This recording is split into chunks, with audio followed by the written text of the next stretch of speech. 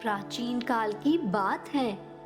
कांतिका नगर में एक धनेश्वर नाम का ब्राह्मण रहता था, जो अपना जीवन निर्वाह दूसरों के दान के भरोसे किया करता था।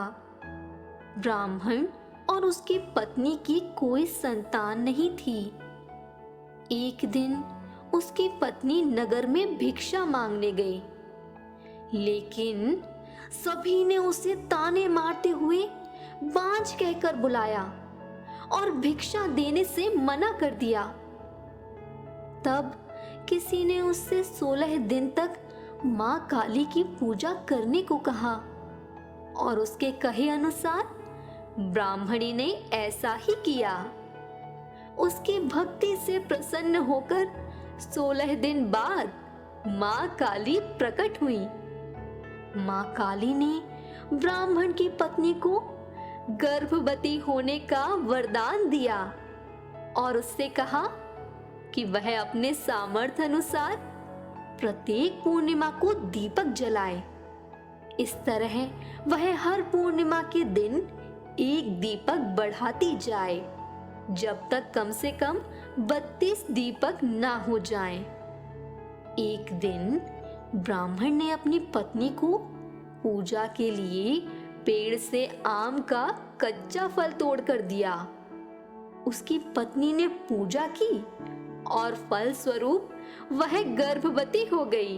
प्रत्येक पूर्णिमा को वह मां काली के कहे अनुसार दीपक जलाती रही। मां काली की कृपा से उनके घर एक पुत्र ने जन्म लिया, जिसका नाम देवदास रखा गया। देवदास जब बड़ा हुआ तो उसे अपने मामा के साथ पढ़ने के लिए काशी भेज दिया।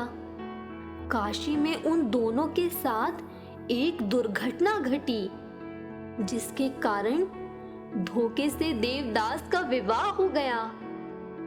देवदास ने कहा कि वह अल्पायु है, परंतु फिर भी जबरन उसका विवाह करवा दिया गया।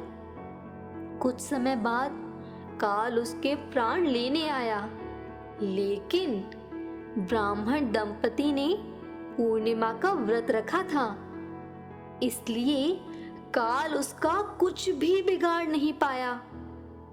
तभी से कहा जाता है कि पूर्णिमा के दिन व्रत करने से संकट से मुक्ति मिलती है और सभी मनोकामनाएं पूर्ण होती हैं।